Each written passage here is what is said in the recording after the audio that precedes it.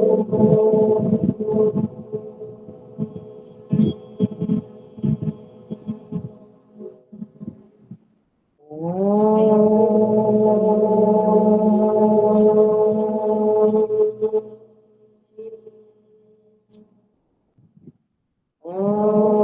सहना भवतु सहनौ भुनक्तु सह वीर्यं करवावहै तेजस्विनावधीतमस्तु मा विद्विषावहै। ॐ शान्ति शान्ति शान्तिः। नीलाम्बुजश्यामलकोमलाङ्गम् सीतासमारोपितवामभागम् पाणौ महासायकचारुचापम् नमामि रामं रघुवंशनाथं नमामि रामं रघुवंशनाथम् अतुलितबलधामं हेमशैलाभदेहं धनुजवनकृशानुं ज्ञानिनामग्रगण्यम् सकलगुणनिधानं वानराणामधीशं रघुपतिप्रियभक्तं वातजातं नमामि रघुपतिप्रियभक्तं वातजातं नमामि।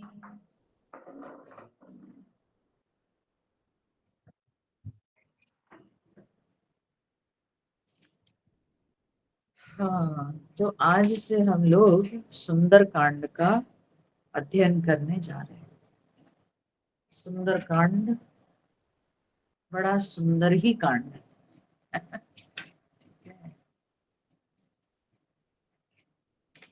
इस सुंदर कांड को जैसे हम लोग देखते आए हैं, हर कांड को गोस्वामी तुलसीदास जी एक एक पवित्र पुरी के साथ तुलना की है, क्योंकि उन्होंने लिखा रामचरितमानस के 4 जो है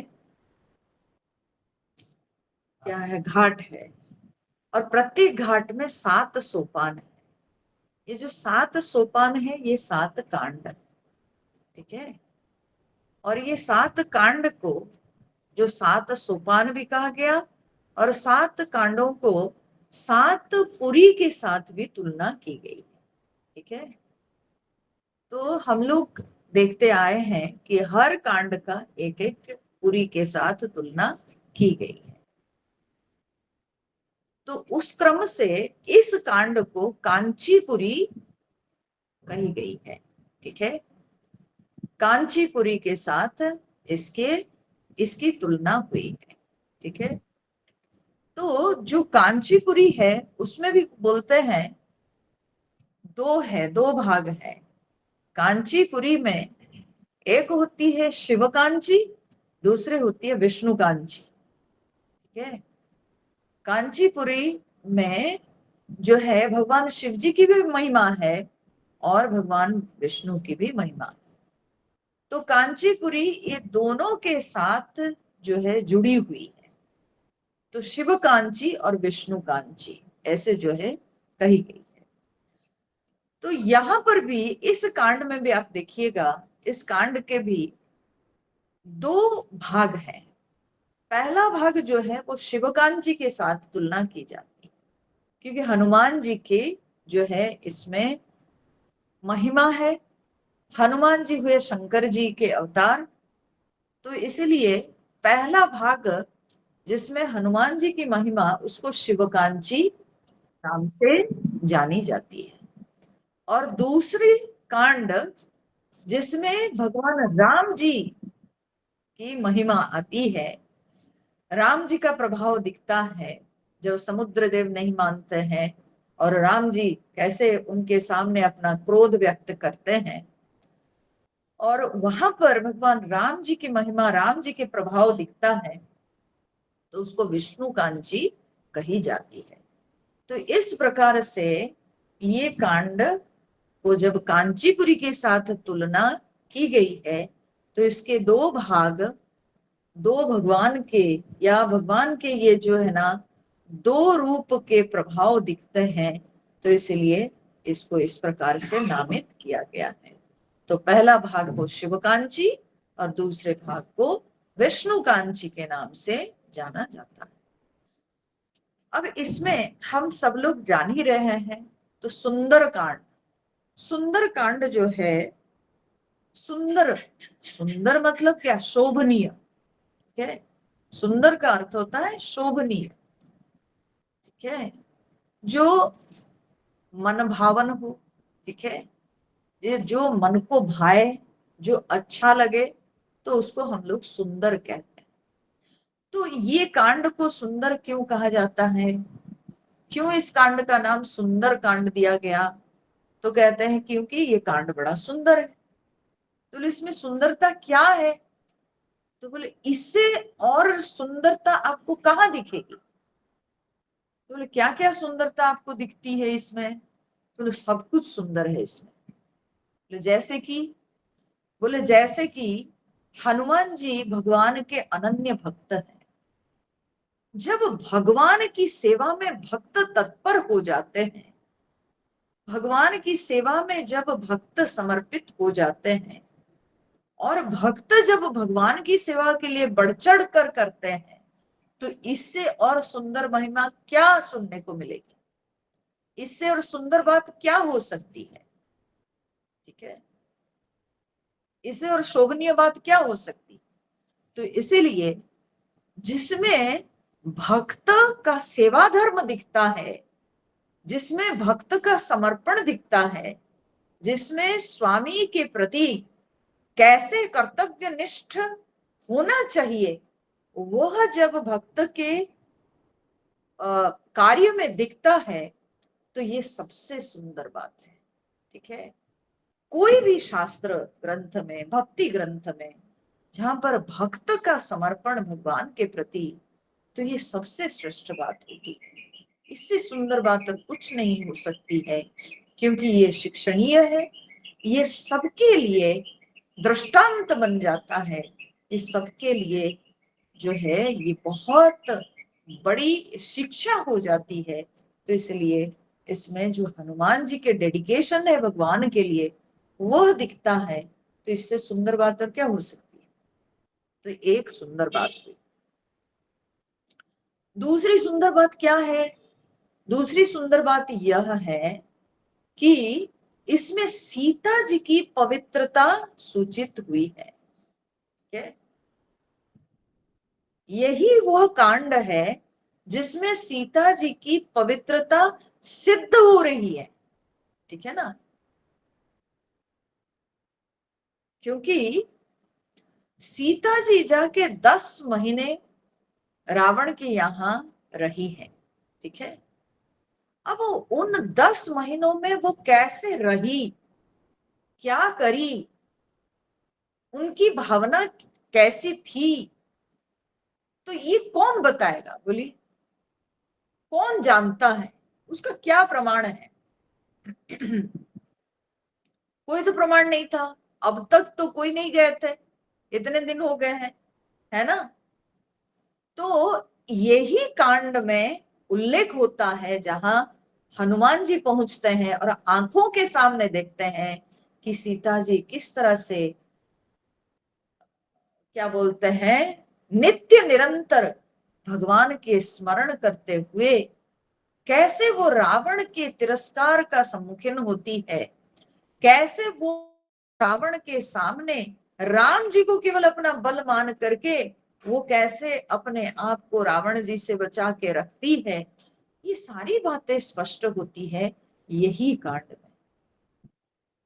और वो भी हनुमान जी के सामने प्रत्यक्ष, हनुमान जी उसके प्रत्यक्ष साक्षी बने हैं, हनुमान जी के आंखों के सामने ये सारी घटना घटी है और हनुमान जी ये सबको देख के आकर बताए हैं कि प्रभु ये सारी बातें हम देख के आए हैं। तो हनुमान जी उसके प्रत्यक्ष साक्षी बने हैं। हनुमान जी के समक्ष ये सब घटना घटी है और ये इससे सिद्ध हुआ है कि सीता जी पवित्र हैं। सीता जी के मन में कोई भी किसी भी प्रकार के कपट नहीं, सीता जी के मन में जरा सा भी मल नहीं। भगवान राम जी को छोड़कर सीता जी और दूसरे किसी पुरुष को कभी भी मन में नहीं सोची। तो ये सिद्ध होता है इसी कांड में। तो इस कारण से सीता जी की जो पवित्रता वो शारीरिक नहीं बल्कि शारीरिक के साथ साथ मानसिक पवित्रता वो सिद्ध होती है। केवल उनकी शारीरिक सुंदरता नहीं बल्कि उनके मानसिक सुंदरता सिद्ध होती है इस कांड में। इसलिए इस कांड को सुंदर कांड कहा जाता है। ठीक है, तो सुंदर कांड की कथा बहुत सुंदर है। ठीक है, बहुत सुंदर कथा है। क्यों बहुत सुंदर कथा है? क्योंकि ये कथा क्या है? यह कथा है कि सीता जी की खोज में हनुमान जी गए हैं।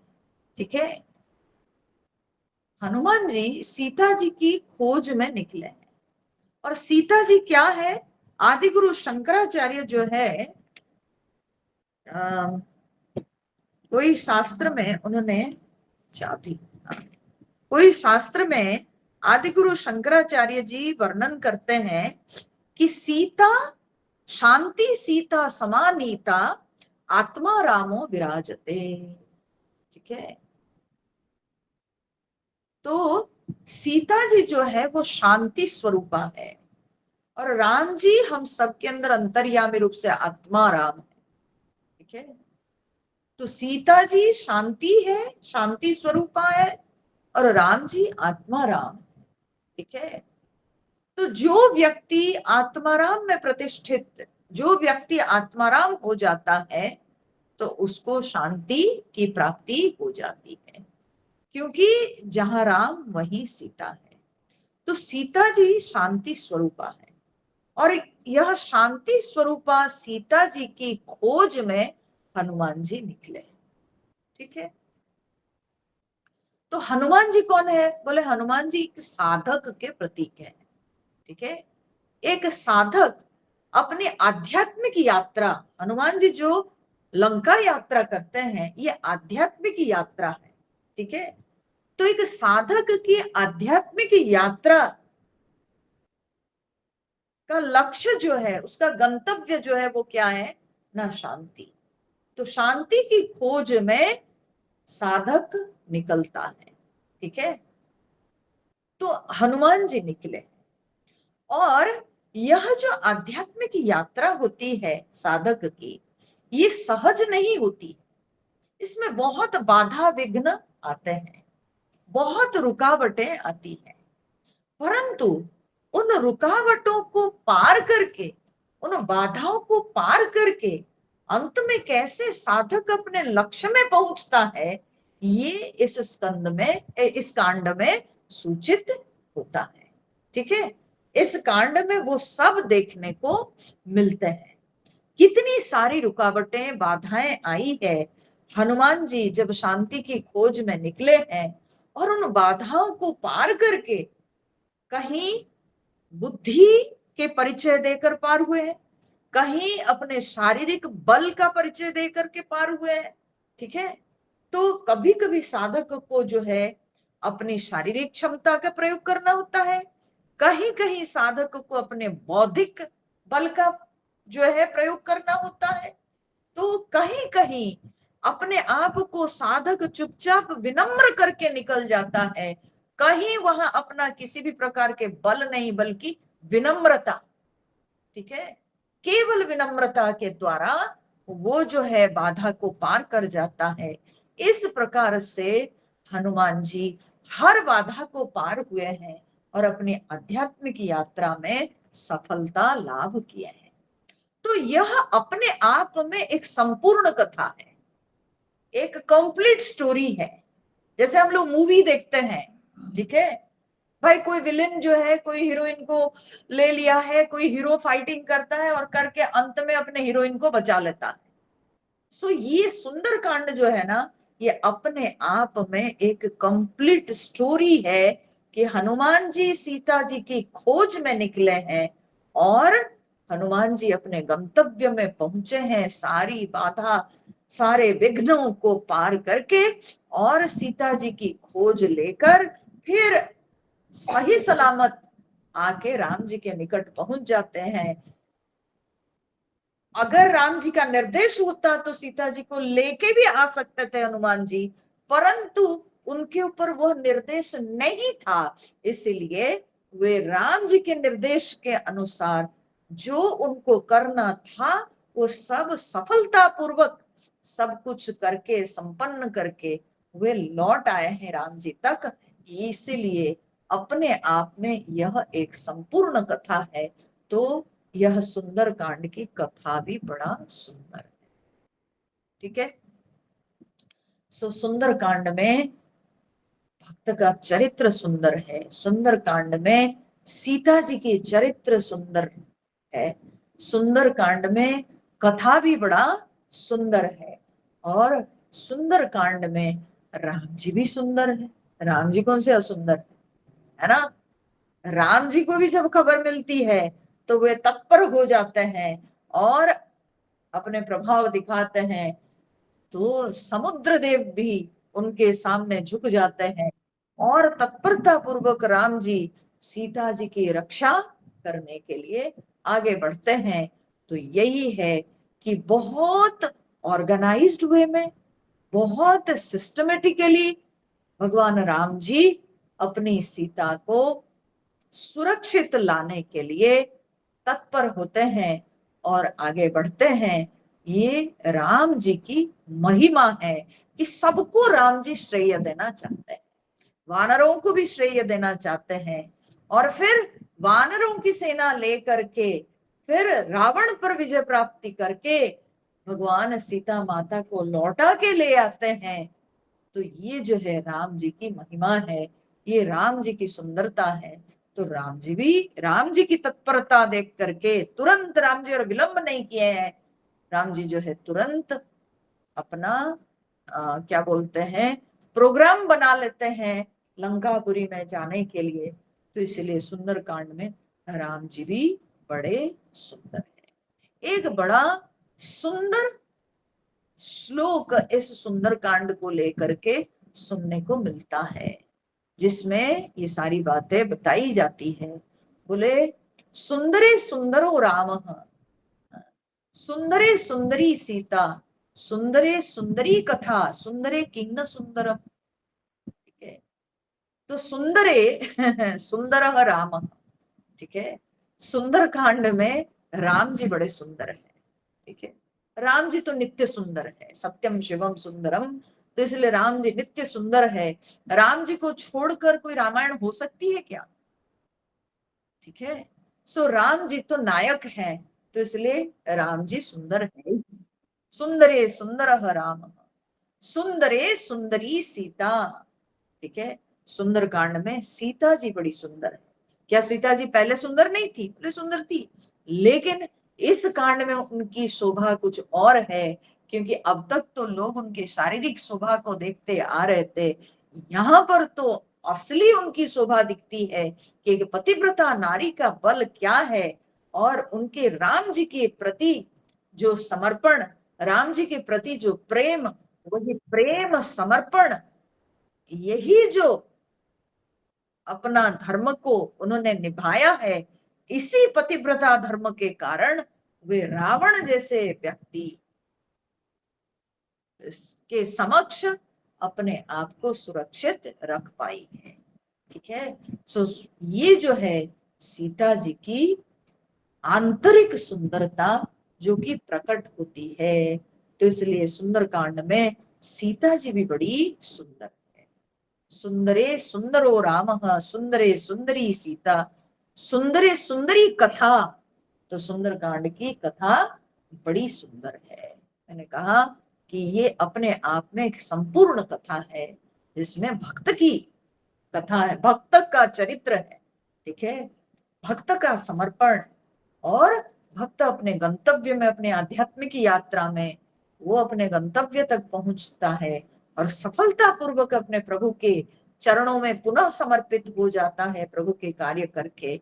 ये अपने आप में बड़ी सुंदर कथा है। तो इसलिए सुंदरे सुंदरी कथा, सुंदरे किं न सुंदरम, सुंदर कांड में क्या सुंदर नहीं, बोलिए। ठीक है, सुंदर कांड के हर पंक्ति सुंदर है, सुंदर कांड की हर दोहा सुंदर है, सुंदर कांड की कथा सुंदर, सुंदर कांड में सीता जी सुंदर, सुंदर कांड में राम जी सुंदर, और सुंदर कांड को सुनने वाले भक्त भी सुंदर। ठीक है, है ना। तो इसलिए सुंदर कांड में सब कुछ सुंदर है, इसलिए सुंदर कांड को बड़े सुंदर भाव के साथ श्रवण करना चाहिए। हाँ? तो इसलिए ये जो है ना सुंदर कांड का रहस्य है। अच्छा, जैसे हम लोग पढ़ते हैं अयोध्या कांड, लंका कांड, किष्किंधा कांड, तो ये सब स्थान विशेष है ना, स्थान विशेष के नाम से इन कांडों के नाम हुए। लंका कांड लंका स्थान है, किष्किंधा कांड किष्किंधा स्थान है, अयोध्या कांड अयोध्या स्थान है। तो कुछ कांडों के नाम जो है स्थान के नाम लेकर के हुआ है। अब उत्तरकांड क्योंकि वो लास्ट है, ठीक है, तो इसीलिए उत्तरकांड उत्तर भाग हो जाता है। तो ये जो सुंदरकांड है, बोले ये इसका भाव क्या है, इसके नाम ऐसा क्यों है? तो बोले एक तो ये इसमें सब कुछ सुंदर है, ठीक है, तो सुंदरकांड इसीलिए। दूसरा इसका तात्पर्य यह भी है कि सीता जी, हमने आपको पिछले जो है किष्किंधा कांड में ये बात बताई थी कि त्रिकूट पर्वत पर लंकापुरी बसी है। ठीक है ना, त्रिकूट मतलब तीन कूट, कूट माने शिखर, तीन चोटियां। ठीक है, तीन शिखरों का वो पर्वत था। ठीक है, तो उस पर्वत के एक शिखर का नाम सुंदर था। ठीक है, और जो शिखर पर अशोक वन था, अशोक वाटिका, और उसी में सीता जी थी। ठीक है, तो इसीलिए ये सुंदरकांड है, क्योंकि ये पूरी कथा संबंधित है उसी स्थान के साथ। हनुमान जी जाते हैं वहीं पर, हनुमान जी का लक्ष्य है वही पर्वत पर पहुंचना, वही चोटी पर पहुंचना, तो इसीलिए इसका नाम है सुंदरकांड। ठीक है, तो उस चोटी का नाम था सुंदर, वो सुंदर स्थान था क्योंकि उपवन था पूरा, वो जो है रावण का उपवन, अशोक, हाँ, वृक्षों का वो सुंदर बगीचा था, बहुत सुंदर बगीचा था। तो इसीलिए वो बहुत ही सुंदर रमणीय स्थान था, तो उसका नाम सुंदर था, उस चोटी को सुंदर शिखर कहते। तो सीता जी वहीं पर थी, तो इसलिए इसका नाम है सुंदरकांड। ठीक है, तो अब समझ में आ गया। तो कभी नहीं बोलिएगा सुंदराकांड, बहुत लोग ऐसे बोलते बोलते, साउथ इंडियन, उड़ीसा, ये सब जगह में ना लोग सुंदरा बोले। ठीक है, और मैं हर जगह इस बात को बार बार करके दोहराती, बोले सुंदरा मत बोल दीजिएगा। ठीक है, बोला जाता है ऐसे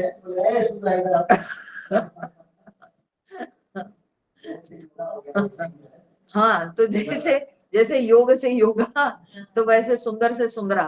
ठीक है, इसमें भी ये लगा देता। हाँ, तो ऐसे ही जो है ना सुंदरा सुंदरा बोलते हैं, पर इतनी गलत बात है, हम लोग गलत चीजों को पकड़ लेते हैं, हम लोग सही को समझने की कोशिश भी नहीं करते हैं। ठीक है, कोशिश भी नहीं करते हैं। तो कांडम शब्द है, न्यूटर जेंडर है, तो सुंदरम, सो सुंदरम कांडम, सुंदर कांड एक शब्द में वो हो जाएगा सुंदर कांड। ठीक है, जो कांड सुंदर है तो सुंदरा सुंदरा कैसे होगा, वो सुंदर कांड है। ये कोई स्त्री थोड़ी है, कांड सुंदर है तो इसलिए सुंदर कांड। तो लेकिन लोग बोलते हैं सुंदरा कांड, हमको तो बड़ी हंसी आती है। अच्छा, लाख बोलने पे भी लोग चेंज नहीं होते हैं। ठीक है, जो गलत बोलने वाले वो गलत बोलते ही रहते हैं, इतने हैबिचुएटेड हो जाते हैं, वो गलत बोलते ही रहेंगे, वो सुधरेंगे नहीं, सुधरना नहीं चाहते हैं। और अगर आप बोलोगे भी ना तो बोले अच्छा ठीक है कोई बात नहीं। अरे कोई बात नहीं कैसे, कैसे कोई बात नहीं, आप इतनी बड़ी गलती कर रहे हो, कोई बात नहीं कैसे, अपने आप को चेंज करो, सुधारो। लेकिन नहीं, और मेरे को बड़ा खटकता है ये, क्योंकि ये इतना सुंदर, हाँ, शब्द है सुंदर, तो सुंदर को आप सुंदरा क्यों कर दे रहे हो, सुंदर को भी बिगाड़ दे रहे हैं। ठीक है, हाँ, हम नहीं सुधरेंगे तो सुंदर कांड ये हुआ। ठीक है, तो आप देखो, एक मैंने कहा कि हनुमान जी हुए साधक, तो साधक अंत में सफलता पूर्वक लौट आते हैं। अच्छा, दूसरा भाव यह भी देखिए कि हनुमान जी कैसे सफलता, क्यों सफलता पूर्वक भगवान के कार्य करके लौट आए, क्या कारण है। तो कहते हैं देखिए, सीता जी हुई शांति। ठीक है ना, तो ज्ञानियों के लिए सीता जी शांति है, हाँ?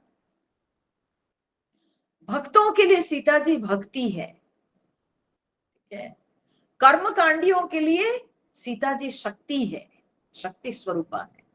ठीक है, तो वही शांति, वही भक्ति, वही शक्ति है।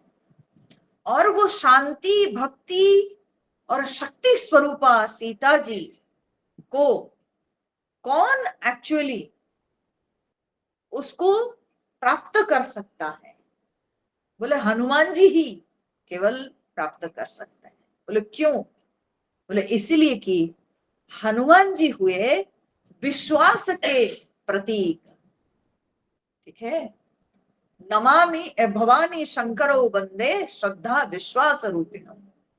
ठीक है, तो हनुमान जी हुए शंकर जी के अवतार, विश्वास रूपी। ठीक है, तो विश्वास के प्रतीक है हनुमान जी, शंकर भगवान के अवतार है। और गोस्वामी तुलसीदास जी रामचरितमानस के शुरू में ही ये बात को बोल दिए थे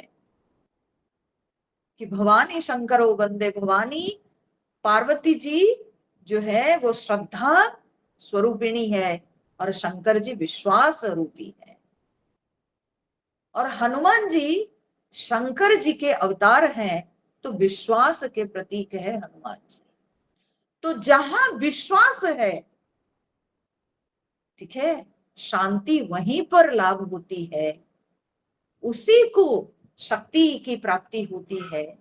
तो जहां विश्वास है वहीं पर ही शांति, भक्ति, शक्ति लाभ होती। ठीक है, तो इसलिए हनुमान जी जो कि शंकर जी के अवतार, हनुमान जी जो कि विश्वास के प्रतीक हैं, वही इसीलिए सीता जी की खोज कर पाए हैं, सीता जी को वही प्राप्त कर पाए हैं। और सारे वानर पीछे छूट गए, क्योंकि वे शंकर के अवतार और विश्वास के प्रतीक, तभी वे पहुंच पाए सीता जी तक। ठीक है, तो इस तरह से यह सुंदर कांड की सुंदर कथा, और जिस कथा को हम क्रम से देखेंगे कि कैसे हनुमान जी जाते हैं और किस तरह से लंकापुरी में पहुंचते हैं, क्या उनकी यात्रा इतनी सरल थी जितना हमको लगता है, क्या उनकी यात्रा उतना सरल रही है? नहीं, वो यात्रा बहुत सरल नहीं रही है। तो कैसी उनकी यात्रा रही, उसको पढ़ने से पहले गोस्वामी तुलसीदास जी हर कांड में स्तुति करते हैं। तो पहले हम लोग स्तुति, उनके द्वारा रचित जो स्तुति है उसका पाठ करेंगे, फिर उसके बाद हम लोग रामायण की कथा में प्रवेश करेंगे। ठीक है, फैन को ऑफ कर दो अम्मा, फैन को ऑफ कर दो। नहीं, फैन ऑफ कर दो।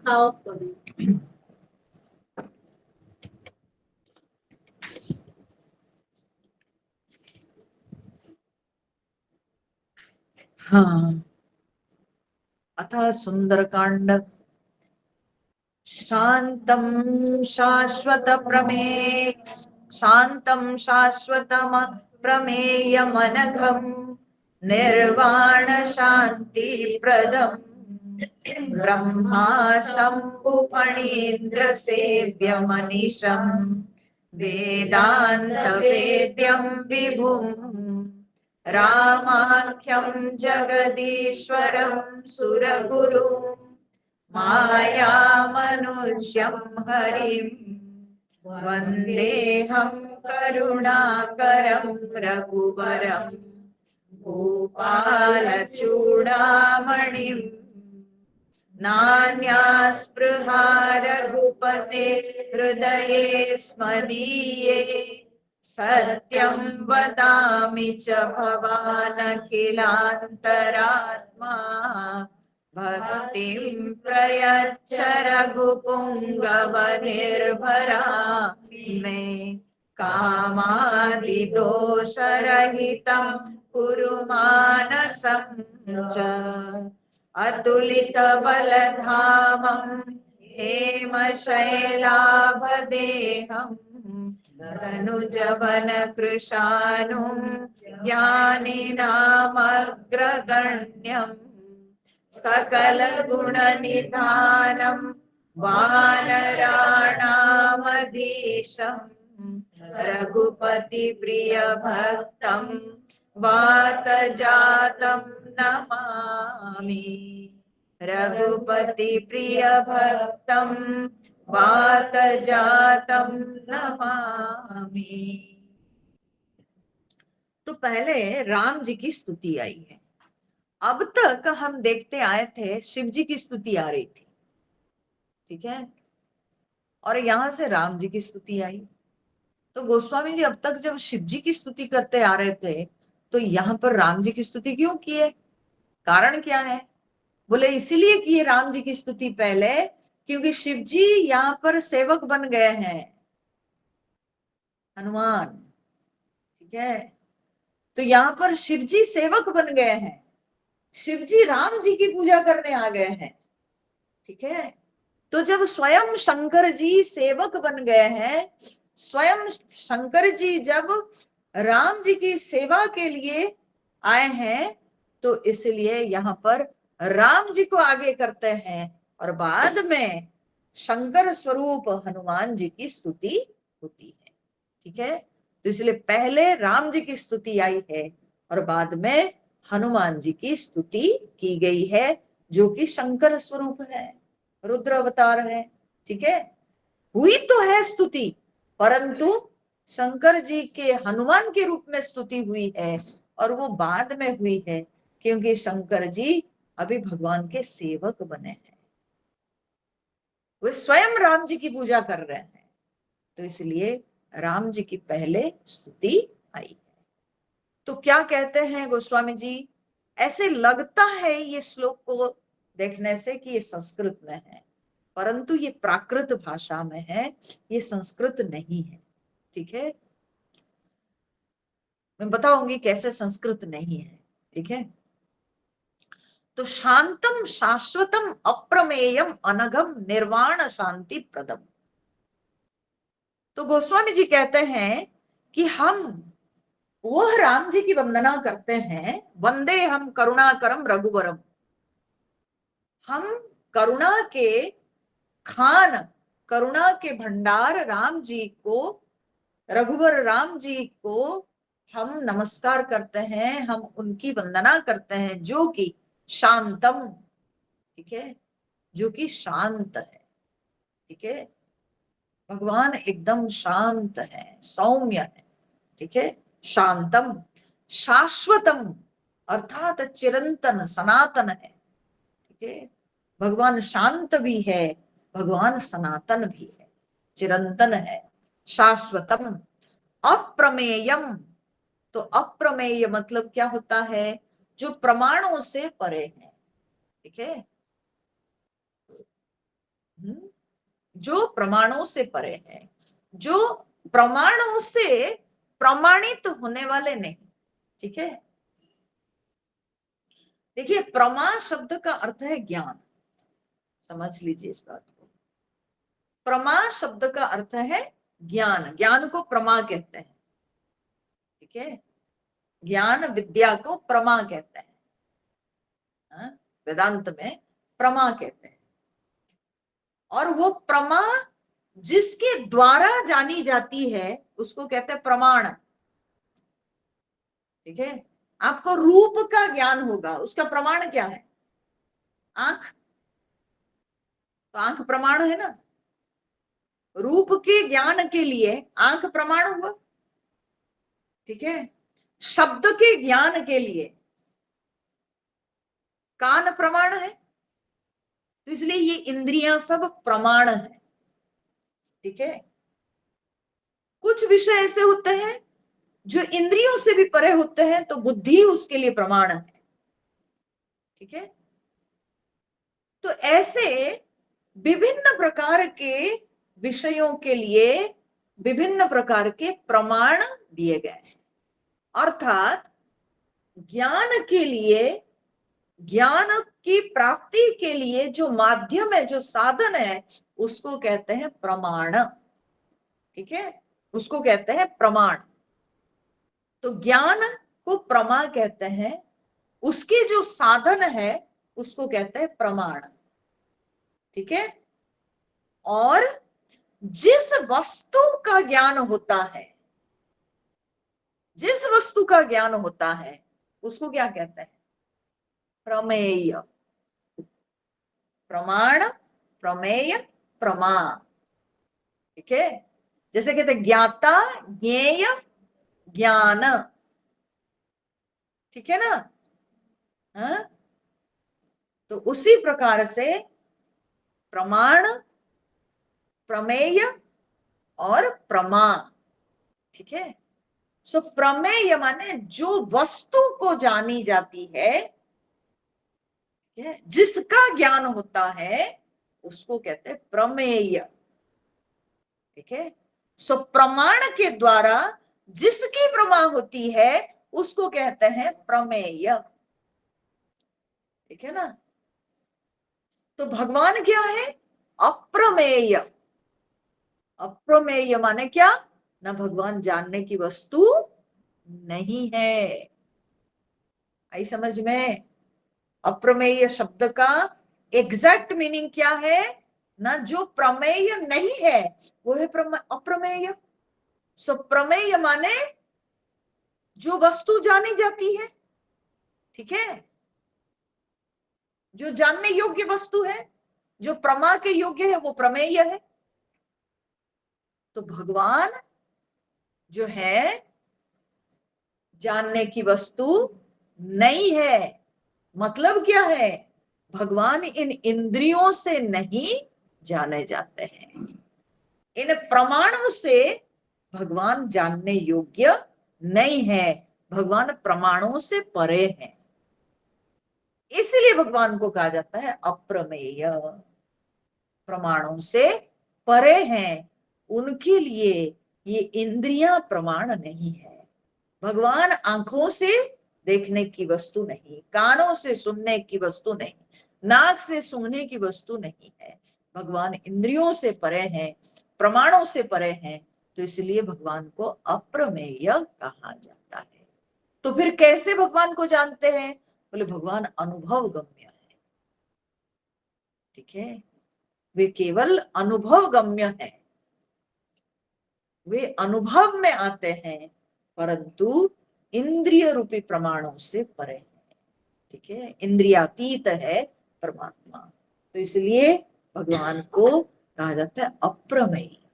ठीक है, भगवान के जो निरपेक्ष भाव है, जो शुद्ध स्वरूप ब्रह्म स्वरूप परमात्मा, वो अप्रमेय है। ठीक है, वे सगुण रूप लेते हैं तो वे दृश्यमान होते हैं, परंतु भगवान के जो शुद्ध स्वरूप है उसमें भगवान अप्रमेय है। भगवान का जो निरपेक्ष भाव है वो अप्रमेय, ठीक है। तो शांतम शाश्वतम अप्रमेयम अनघम, अनघ माने निष्पाप, ठीक है। भगवान अघ माने पाप, भगवान पाप रहित है, परमात्मा शुद्ध है, पवित्र है, तो इसलिए अनघम निर्वाण शांति प्रदम। और भगवान निर्वाण माने मोक्ष, निर्वाण शब्द का अर्थ होता है मोक्ष, ठीक है। मोक्ष रूप शांति प्रदान भगवान करते हैं, तो निर्वाण शांति प्रदम, ठीक है। जो परमात्मा तत्व को जान जाता है वो मोक्ष लाभ करता है और नित्य शांति को प्राप्त करता है, तो निर्वाण शांति प्रदम। ब्रह्मा शंभु फणींद्र सेव्य मनीषम, कहते हैं ब्रह्मा शंभु फणींद्र सेव्यम, ब्रह्मा जी, शंकर जी, ठीक है, और फणींद्र माने शेष जी, ठीक है। तो ब्रह्मा शंभु फणींद्र अर्थात ब्रह्मा जी, शंकर जी और शेष जी के द्वारा सेव्यम, नित्य जो है सेवन के योग्य है, तो इसलिए ये जो है भगवान सबसे श्रेष्ठ है, सबके प्रभु है परमात्मा, ब्रह्मा शंभु फणींद्र सेव्यम। अब देखो ये अगर संस्कृत श्लोक होता तो ब्रह्मा शब्द नहीं होता, संस्कृत में ये समास होके होता ब्रह्म, ये ब्रह्मा नहीं होता। अगर संस्कृत के अनुसार हम देखेंगे तो ये संस्कृत नहीं है, ये प्राकृत है। प्राकृत संस्कृत के बहुत नजदीक है, परंतु संस्कृत नहीं। पढ़ने में अच्छा तो लगता है, ठीक है, तो परंतु ये संस्कृत नहीं है, ठीक है, ये संस्कृत नहीं है, ये प्राकृत भाषा है। तो संस्कृत होता तो होता ब्रह्म शंभु फणींद्र सेव्यम, ब्रह्मा शब्द नहीं, ब्रह्म होता है, ठीक है। तो इस तरह से यह प्राकृत है, सूचित होता है ये भाषा से। ब्रह्मा शंभु फणींद्र सेव्यम अनिशम, अनिशम माने नित्य निरंतर, ठीक है, अनिशम नित्य निरंतर, इनके द्वारा ये ब्रह्मा शंकर जी शेष जी के द्वारा भगवान नित्य निरंतर सेवा के योग्य हैं। वेदांत वेद्यम विभुम, और वेदांत वेद्यम, वेदांत में वेद्य जानने योग्य, ठीक है, वेदांत उपनिषदों में ये जानने योग्य है। राम जी ऐसे हैं, राम जी का ये स्वरूप है, बोले उस राम को हम वंदना करते हैं जो राम ऐसे है। तो ये राम जी का कौन भाव हो गया, ये राम जी के जो शुद्ध ब्रह्म स्वरूप, उस भाव की यहाँ पर वंदना की गई, ठीक है। वो राम जो सबके अंदर अंतरात्मा रूप से विराजमान करते हैं और जो कि सब देवों से परे, जो कि शुद्ध ब्रह्म स्वरूप परमात्मा है, बोले कि वो भगवान जो कि वेदांत उपनिषदों में जानने योग्य है, वेदांत वेद्यम विभुम, और जो कि विभु है, विभु मतलब विविधम भवती इति विभु, जो अनेक रूप में प्रकट होते हैं, जो परमात्मा अनेक रूप में प्रकट होते हैं, जो सर्वव्यापक है, जो सब रूप में वही है, तो सर्वव्यापक है विभु, ठीक है। रामाख्यम वो कौन है, बोले वो राम नाम से जाने जाते हैं, रामाख्यम, ठीक है। जगद ईश्वरम वो जगत के ईश्वर, सुर गुरुम देवताओं के गुरु, माया मनुष्यम हरिम, और अपने माया को अपने अधीन करके मनुष्य रूप धारण किए हैं, ठीक है, मनुष्य रूप धारण किए हैं भगवान के। यह जो अवतार है ये मनुष्य अवतार है, मनुज अवतार, ठीक है। भगवान मनुष्य रूप धारण करके धरती पर आए हुए थे रामावतार। ठीक है, माया मनुष्यम हरिम, और सबके कष्ट को हरण करने वाले, इसलिए भगवान का नाम है हरि। ठीक है, हरिम। वंदे अहम करुणाकरम रघुवरम, ऐसे रघुवर राम जी को हम वंदना करते हैं, जो कि करुणा के, जो कि दया के भंडार है, दया की खान है। भूपाल चूड़ामणिम, और फिर बोलते हैं भूपाल माने सारे राजाओं के चूड़ामणि है। ठीक है, सब राजाओं में जो श्रेष्ठ है। ठीक है, तो वो राम जी को हम वंदना करते हैं। हो गया। फिर बोलते हैं कि नान्या स्पृहा रघुपते हृदय स्मदीय है, स्मदीय। तो गोस्वामी तुलसीदास जी जो ये वंदना की है, तो ये वंदना का लक्ष्य क्या है, क्या चाहिए आपको? इतने नामों से आप भगवान की वंदना की है, तो आपका लक्ष्य क्या है, क्या प्रयोजन है? बोलते हैं कि कोई प्रयोजन है, नान्या स्पृहा, मेरी कोई स्पृहा नहीं है, मेरा कोई इंटरेस्ट नहीं है, तो फिर आप क्यों वंदना हाँ की है? नान्या स्पृहा रघुपते हृदय स्मदीय, बोलते हैं कि मेरी कोई और स्पृहा नहीं है, रघुपते हृदय स्मदीय। तो कहते हैं कि मेरे हृदय में, हे रघुनाथ जी, हे रघुपते। ठीक है, रघुपते संबोधन पद है। ठीक है, हे रघुपते है, मेरे हृदय में कोई और स्पृहा नहीं, कोई और इच्छा नहीं। अस्मदीय हृदय, हमारे हृदय में कोई और इच्छा नहीं। तो और इच्छा नहीं, तो फिर कहे अब मेरी प्रार्थना कर रहे हो? है तो बोले सत्यम वदामि, फिर कह रहे हैं कि हाँ मैं बिल्कुल सच बोल रहा हूं, मेरी कोई इच्छा नहीं, मेरा कोई प्रयोजन नहीं, मैं बिल्कुल सत्य बोल रहा हूं। सत्यम वदामि च भवान अखिलांतरात्मा, हम सत्य कह रहे हैं। और प्रभु भगवान आप अखिलांतरात्मा, आप सबके हाँ अंतरात्मा है, तो आप तो जानते ही होंगे हृदय का भाव। अगर हम झूठ बोलते होंगे तो आप तो खुद समझते होंगे ना, क्योंकि आप सबके हृदय में विराजमान करते हो। ठीक है, तो मैं सच बोल रहा हूं, मेरे हृदय में कोई स्पृहा नहीं है, कोई प्रयोजन नहीं, कोई इच्छा नहीं। तो फिर मेरी वंदना करते हो तो कुछ तो मिलेगा आपको, कुछ तो बोल दो। ठीक है, कुछ मांग लो हमसे। अच्छा, आप जो है कोई सांसारिक आपको चाहिए नहीं। ठीक है,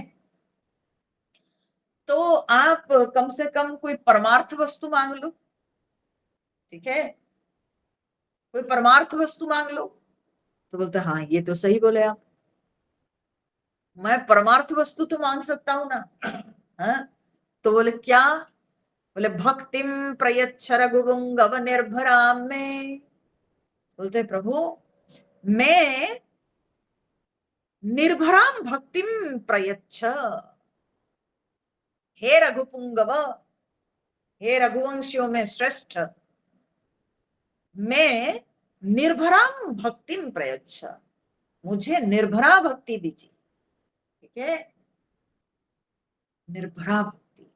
ठीक है, बस मेरी भक्ति केवल आप ही के ऊपर हो, आप ही के लिए हो, और कुछ नहीं। ठीक है, बस वो निर्भरा भक्ति आप हमें प्रदान कीजिए। कामादि दोष रहितम कुरु मानसम च, और जो हमारे मन में काम आदि दोष है, वो काम आदि दोष से हमको मुक्त कर दीजिए। कामादि दोष रहितम कुरु मानसम च माने और, ये दूसरी इच्छा। बोले अभी आप बोल रहे थे नान्या स्पृहा, कोई अन्य इच्छा नहीं है, कोई दूसरी इच्छा नहीं।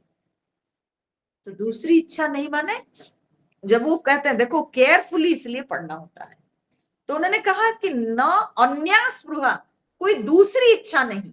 दूसरी इच्छा नहीं माने एक कोई इच्छा है। ठीक है, तो दूसरी इच्छा नहीं, का अर्थ है एक इच्छा है परंतु और कोई दूसरी इच्छा नहीं, तो वो एक इच्छा बाद में बोलता है।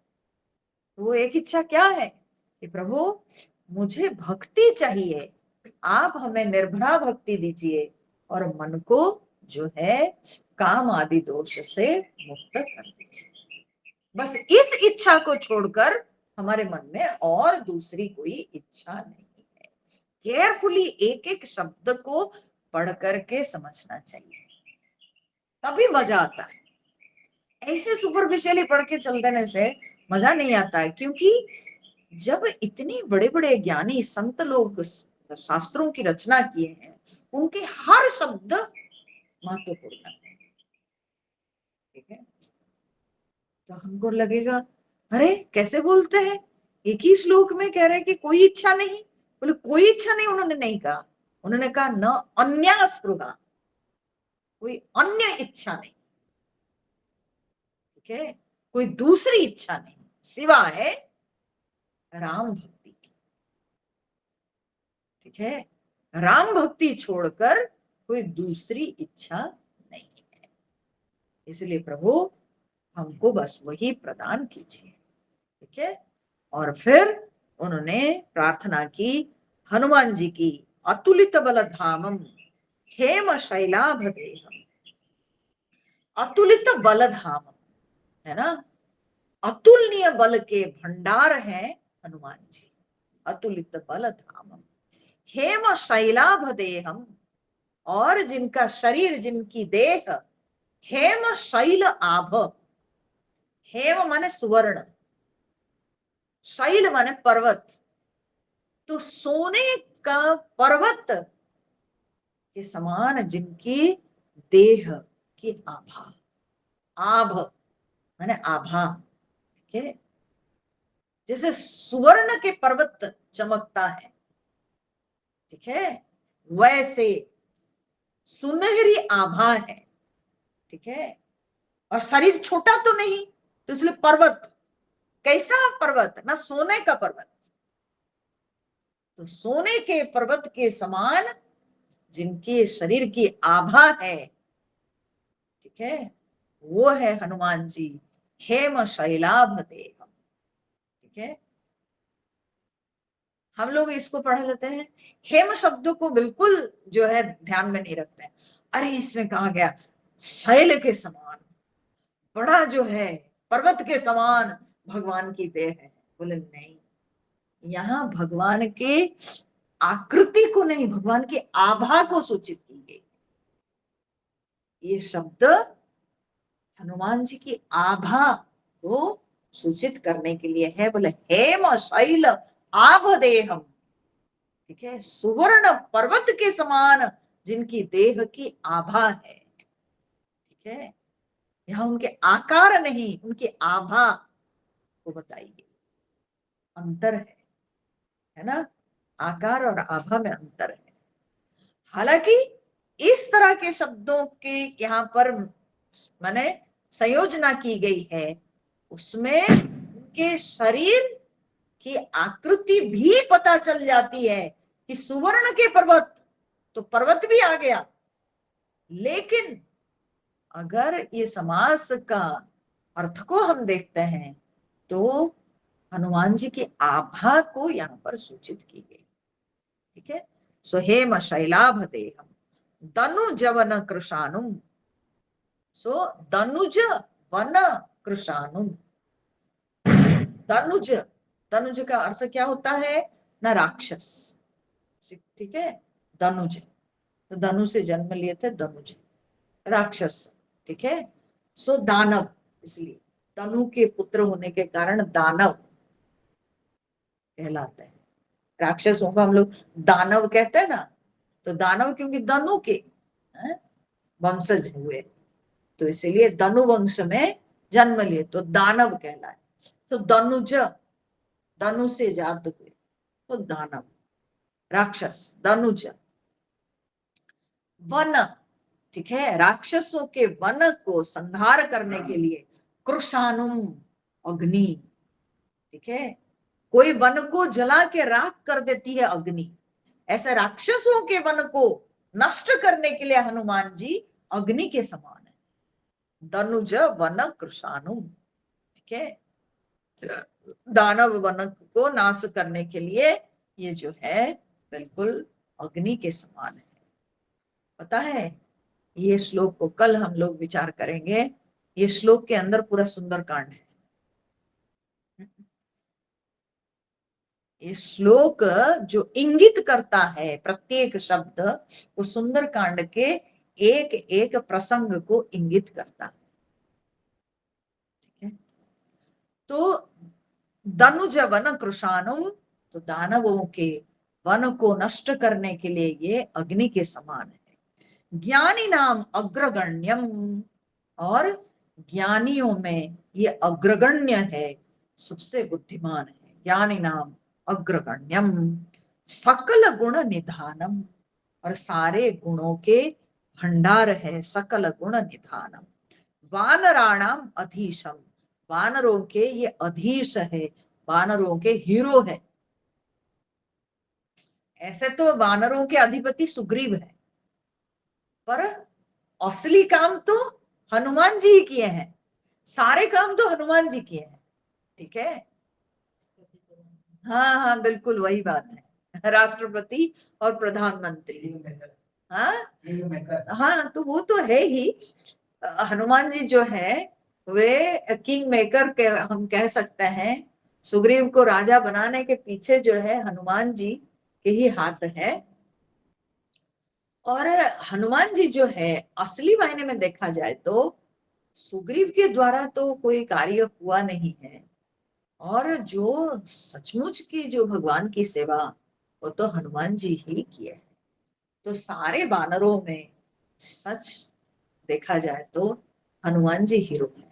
ठीक है, तो अधीशम, वानराणाम अधीशम, रघुपति प्रिय भक्तम वात जातम नमामि, और रघुपति के प्रिय भक्त पवन कुमार वात जातम, वात माने पवन, वायु, तो वात जातम, वायु, वायुपुत्र, वायुसुत हनुमान जी को हम नमस्कार करते हैं, हम प्रणाम करते हैं। इस फेमस जो श्लोक हम लोग नित्य प्रतिदिन पाठ करते हैं वो सुंदर कांड का श्लोक है। ठीक है, अतुलित बलधामम हेम शैलाभदेयम धनुज वन कृशानुम ज्ञानिनाम अग्रगण्यम सकल गुण निधानम वानराणाम अधीशम रघुपति प्रिय भक्तम वात जातम नमामि। तो हनुमान जी, ये भी प्राकृत, सब प्राकृत, सब प्राकृत। ये जो है संस्कृत नहीं है। ठीक है, ये प्राकृत है, पर प्राकृत एकदम संस्कृत के क्लोजेस्ट भाषा है, बहुत ज्यादा अंतर नहीं है प्राकृत भाषा और संस्कृत में। तो इस तरह से ये तीन स्तुतियां हुई, और इसके बाद कथा शुरू होती है सुंदरकांड की, जो कथा को हम लोग फिर कल अध्ययन करेंगे। तो आज तो हमारा समय हो गया। ठीक है, इतना इंटरेस्टिंग है, मस्त है एकदम। पता नहीं मैं कितना जस्टिस कर पाऊंगी इस कथा को, कथा के माने अर्थ करने में।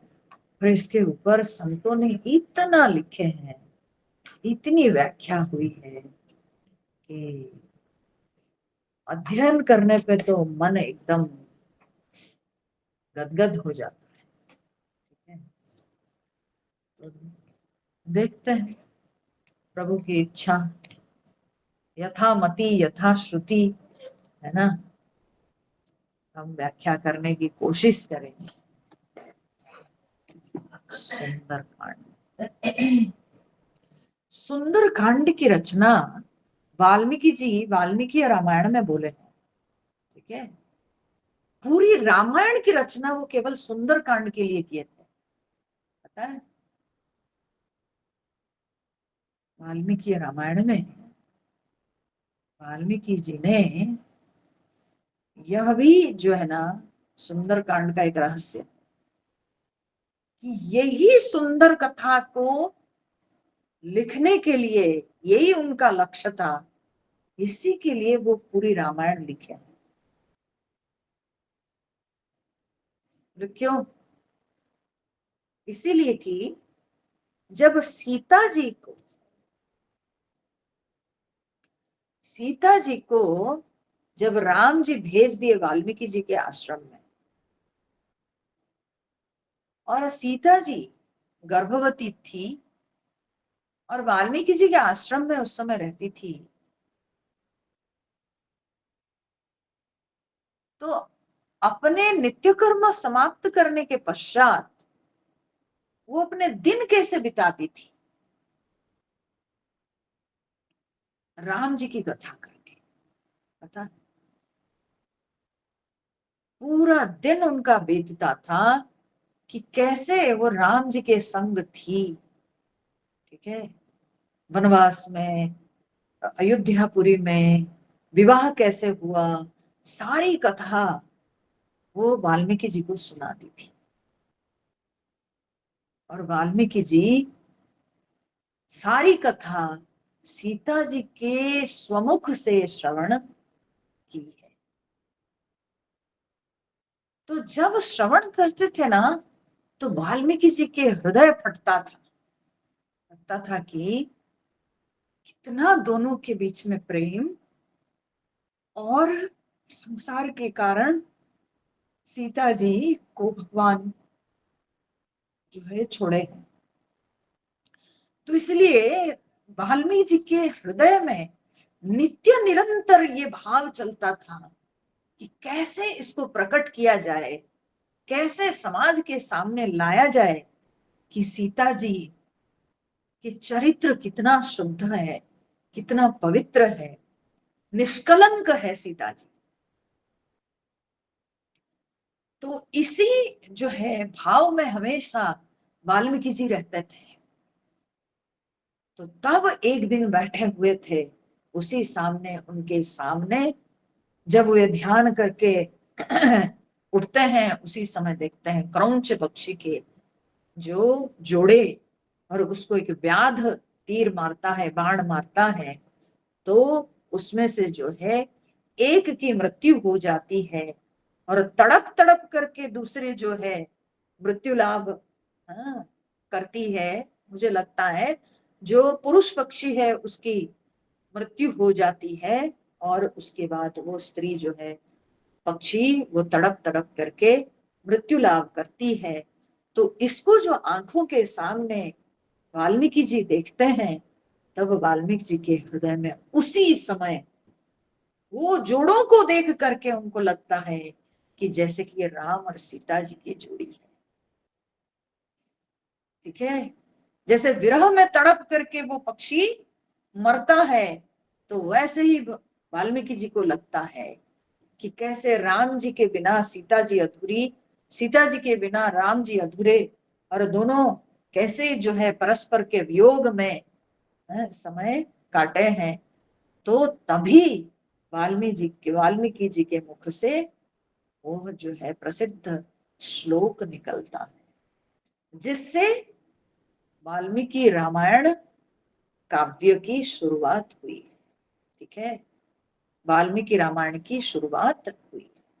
ठीक है, तो वही उनको मौका मिला कि यही भाव जो आया, बस उसके बाद जो सीता जी से राम जी के विषय में जो श्रवण किए थे वाल्मीकि जी, बस उसको लिखते चले गए। ठीक है, और उनका लक्ष्य था कहाँ? ना सुंदर कांड तक पहुंचना, क्योंकि हनुमान जी गए हैं, सीता जी के चरित्र को प्रत्यक्ष रूप से दर्शन किए हैं, और सीता जी की जो पवित्रता सिद्ध होती है। तो इसीलिए यह सुंदर कांड वाल्मीकि जी का लक्ष्य था, इसको लिखना उनका लक्ष्य था। वाल्मीकि रामायण में भी ये कांड वर्णित है। अरे कैसे नहीं होगा वाल्मीकि रामायण में सुंदर कांड? तो आखिर मेन तो वही है, मुख्य शास्त्र तो वही है, मूल शास्त्र, उसी से ही गोस्वामी जी जो है भाव लिए हैं और लिखे हैं। तो जैसे यहाँ 7 कांड है, उसमें भी वही 7 कांड है, वही है। तो तभी जो है वो ये सुंदर कांड को लक्ष्य रख के वाल्मीकि जी ने पूरी रामायण की रचना की है। तो इसलिए सुंदर कांड बड़ा पवित्र कांड है, बहुत ही महत्वपूर्ण है। ये सुंदर कांड की कथा बड़ी प्रभावशाली यह कथा है। ठीक है, तो चलिए हम इसका अध्ययन धीरे धीरे करेंगे। 60 दोहा है इसमें, इसको धीरे धीरे करके लोग श्रवण करेंगे। ठीक है, चलिए फिर कल देखेंगे। आज के लिए इतना। श्री राम जय जय राम, श्री राम जय जय राम, श्री राम जय जय राम, श्री राम जय जय राम, श्री राम जय जय राम, श्री राम जय जय राम, श्री राम जय जय राम, श्री राम जय जय राम। जय सीताराम, जय हनुमान, बोलिए श्याम रामचंद्र भगवान की जय, पवन सुत हनुमान की जय, उमापति महादेव की जय, बोलो भाई सब संतन की जय।